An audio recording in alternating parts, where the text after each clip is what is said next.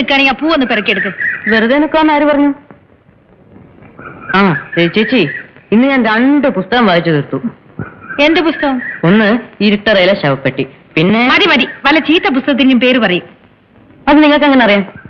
എനിക്കറിയാം. ഈയിടെ കമ്പനിയും സെറ്റ് പിടുത്തമൊക്കെ കുറച്ച് കൂടുന്നുണ്ട്. ഞാനത് പറഞ്ഞില്ലെന്നേ ഉള്ളൂ.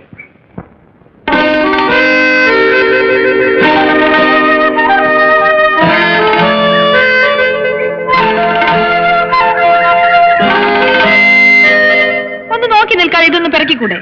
ആവശ്യമുള്ളവരങ്ങ് എടുത്താ മതി. ഒരു ഗമ. പിന്നെ നിങ്ങൾ പറയുന്നതൊക്കെ അനുസരിക്കാൻ ഞാനാരാ? നിങ്ങളുടെ വേലക്കാരനോ? അല്ല, എന്റെ ഏമാൻ.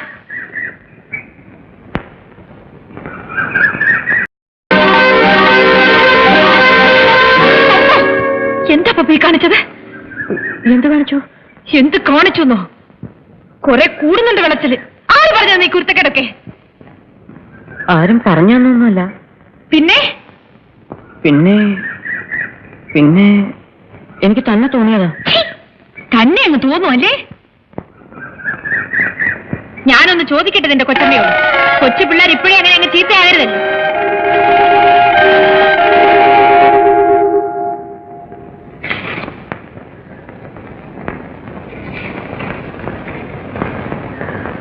എന്ന് വരുമെന്ന് എഴുതിയിരിക്കുന്നത്?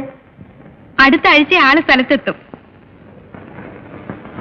പോസ്റ്റ്മാൻ വന്നപ്പോഴേ ഭാരതി ടീച്ചറിന്റെ മുഖത്തെ ഭാവവ്യത്യാസങ്ങൾ ഞാൻ നോക്കിയായിരുന്നു. ആട്ടെ, കൃഷ്ണനായർ എന്ന് വരുമെന്നാ എഴുതിക്കുന്നത്? തീയതി എഴുതിയിട്ടില്ല.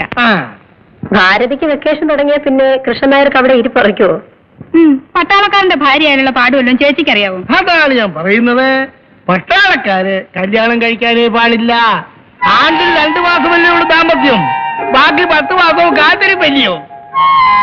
അതുകൊണ്ടായിരിക്കും മാമൻ കല്യാണം കഴിക്കാതെ അങ്ങ് നിന്നു പോയത്. പിന്നല്ലാതെ നോക്കിയേ, പണ്ട് ഞാൻ ബർമയിലായിരുന്ന കാലം. അന്ന് ഇതുപോലൊന്നുമല്ല. ഒരു 10-25 വയസ്സ് പ്രായം. ഷർട്ട്സും ടീഷർട്ടും ഒക്കെ ഇട്ട് ഒരു ഈവനിങ് വാക്ക് ഉണ്ട്. അതാണ് എന്റെ പ്രാക്ടീസ്.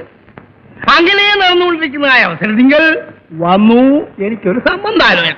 അവിടുത്തെ രാജകുമാരി ആയിരിക്കും ആലോചിച്ചുകൊണ്ട് വന്നത്. ഒന്ന് നിർത്തന്റെ ഉടപ്പറന്നവനെ ഈ പുളുവടി. ദേ അവിടെ ആരാണ്ടൊക്കെ കാണാൻ വന്നിരിക്കുന്നു. ഞാൻ ഉടപ്പറന്നവനെ എവിടെയൊക്കെ തിരക്കിയെന്നറിയാമോ? ചേടാ, നീ പറയാനെങ്ങനെ ഞാൻ അറിയുന്നേ? ആ, നീ കൂടെ ട്രെയിനിൽ കയറിക്കോ.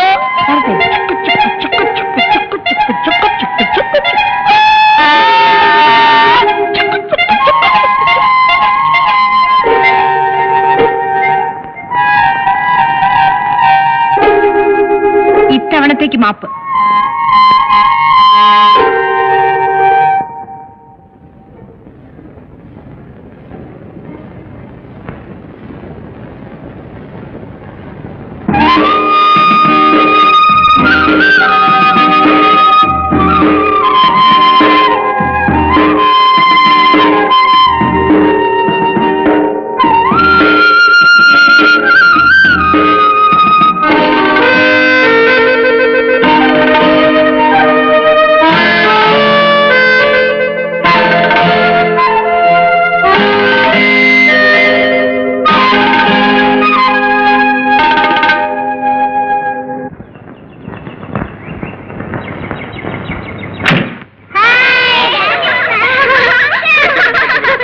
വണ്ടി 1 മണിക്കൂർ ലേറ്റ്. താമസിച്ചപ്പോഴേ ഞങ്ങളത് പറഞ്ഞു. അയ്യോ, അങ്ങനെ ഇന്നത്തെ വണ്ടി നാളെ മറ്റന്നാളെ അങ്ങോട്ട് വളരുന്നില്ലല്ലോ. കഴിഞ്ഞ കൊല്ലം ഞാൻ വന്നപ്പോൾ ഇത്രയും തന്നെ ഉണ്ട്. പിന്നെ അവള് സാരി കൊടുത്തോണ്ട് നിൽക്കണോ? അപ്പൊ ഞാൻ വരട്ടെ. അമിതാഹാരമേ ശരീരം മുറ്റുക എന്നാണ് ശാസ്ത്രം.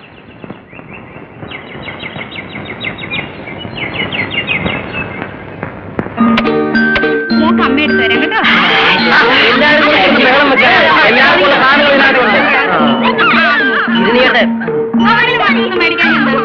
എന്നാ ഒരു കാര്യം ചെയ്യാം. ഈ സാധനങ്ങളൊക്കെ ഇവർക്ക് പെട്ടി കോവുന്നത് എന്താ? എന്നാ നിങ്ങളൊരു കാര്യം ചെയ്യും. സാധനങ്ങൾ നിങ്ങൾ തന്നെത്താൻ എടുത്തോ, അവസാനം കൂടിപ്പോയി കുറഞ്ഞു എന്ന് പറയരുത്. ഈ താടി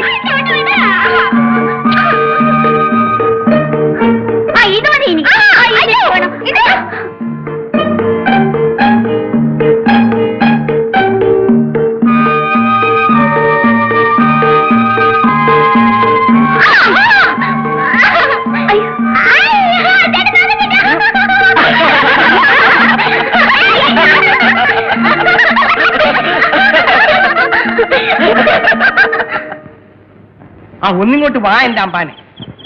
അമ്പാന്റെ മനസ്സിൽ എന്തോ വിഷമോ. എന്താണെന്ന് പറ. ഒന്നുമില്ല. അത് ചുമ്മാ പടായി. എന്താണെന്ന് പറ. ഉണ്ട്. നീ ഒന്നും മിണ്ടാരി കൊച്ചുമണി. എന്നാ ഞാൻ പറയട്ടെ. എന്ത്? അമ്പാന്റെ മനസ്സിൽ എന്താണ് വിഷമമെന്ന് ഞാൻ പറയാം. പറയാം. പിന്നെ കാര്യം സത്യമാണെങ്കിൽ സത്യമാണെന്ന് പറയാം. പറയാം. ഒരു പെണ്ണിന്റെ കാര്യം കൊണ്ടല്ലേ അമ്പാൻ കിടന്ന് കുഴഞ്ഞു കിടക്കുന്നത്. ആ പെണ്ണിന്റെ കാര്യം പറഞ്ഞപ്പോ തല കുനിച്ചാൽ എന്ത് ചെയ്യും? കാര്യം എന്താണെന്ന് തുറന്ന് പറഞ്ഞാലല്ലേ അതിന് നിവൃത്തി ഉണ്ടാക്കാൻ പറ്റൂ. ആട്ടെ, പെണ്ണേതാണ്? ഒരു പെണ്ണ്. പേര് പറ. പേരെന്തിനാ? ഒരു പെണ്ണ്. എന്നാലും പറ. ശരി, പേര് പറയണ്ട. എവിടെ ഉള്ളതാണെന്ന് പറ. ഇവിടെ അടുത്ത് തന്നെ. ആ കളി കളഞ്ഞ് കാര്യം പറഞ്ഞാലല്ലേ സംഗതി നടക്കൂ. അതിന് നിവൃത്തിമാർഗം ഉണ്ടാക്കാമെന്നു. എങ്ങനെ? അതിന് വഴിയുണ്ട്. എന്ത് വഴി? നേർവഴിയല്ല, ഇടവഴി. എങ്ങനെ? അമ്പ നടന്നതെല്ലാം എന്നോട് പറ. കൊച്ചമ്മണിയോട് പറയുന്ന ഒരു രഹസ്യവും പുറത്തു പോവില്ല. ഓഹോ എന്ന് വിളിക്കുന്നിടത്ത് വരും. പറയുന്നത് പോലെ ചെയ്യും. ആരും മഹാറാണിമാരെ പോലും പഴയ മഹാന്മാര് ഈ വിദ്യ പ്രയോഗിച്ചാണ് കയ്യിലെടുത്തിട്ടുള്ളത്. എന്ത് വിദ്യ? വശ്യം. വശ്യം? ഭസ്മം. ഭസ്മം? എന്ത് ഭസ്മം? അഗ്നി മന്ത്രഭസ്മം. എന്റെ കൊച്ചുമണി തമ്പുരാനെ, എന്താണ് എന്റെ അമ്മ? പിന്നെ ഒരു കാര്യം, വശീകരിക്കാനുള്ള പെണ്ണിനെ ആ കുറി തൊട്ട് ഒന്ന് നോക്കണം. അവൾ ഇങ്ങോട്ട് വന്ന് നോക്കണം കേട്ടോ. ആ സംഗതി റെഡി. പകിട 12.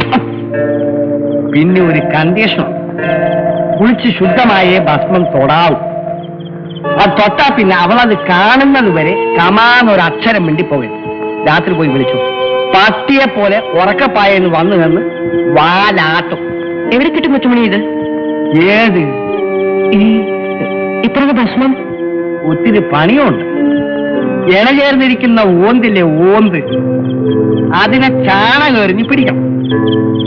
അതും ഇളകി നിൽക്കുന്ന പശുവിന്റെ ചാണകം. ആ ചാണകത്തിലിരുന്ന് ആ ഓന്ത് ചാടും. അതിനെ എടുത്ത് മച്ചിത്തെങ്ങിന്റെ ഉച്ചിയിൽ വെച്ച് ഉണക്കി പൊടിക്കണം. അതിൽ ഒരു മന്ത്രമുണ്ട്. മച്ചിത്തെങ്ങിന്റെ ഉച്ചി വെച്ച് ഉണക്കുന്നു. നടപ്പുള്ള കാര്യം വല്ലതുണ്ടെങ്കിൽ അത് പറ കൊച്ചുമണി. എന്റെ അമ്പാൻ അതിന് സംശയം ഉണ്ടെങ്കിൽ ഞാൻ ആദ്യം പറഞ്ഞില്ലേ, ഒരു പെണ്ണോന്തരെ കണ്ടുപിടിക്ക്. അമ്പാന് വേണ്ടിയിട്ട് ഞാൻ ആണോണ്ടാകാം. ആണോണ്ട്. അമ്പാൻ മനസ്സ് വിടണ്ട. നമ്മുടെ പണിക്കിന് മന്ത്രവാദ കയ്യിൽ നിന്ന് നമുക്കത് വാങ്ങിക്കാം. കുറച്ച് കാശ് എന്തെങ്കിലും കൊടുക്കേണ്ടി വരും. തൽക്കാലം ഒരു 5 രൂപയുടെ സാധനങ്ങൾ വാങ്ങിച്ചിട്ടേ ഒരു പൂശ അങ്ങോട്ട് പൂശാം.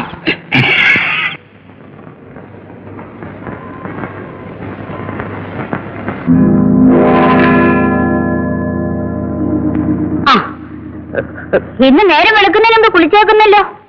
എവിടെ പോകാനാ? അല്ലേ, ഇന്ന് ഭസ്മം തൊടിയിലൊക്കെ ഉണ്ടല്ലോ. എന്താ വിശേഷം? നീ പോടാ.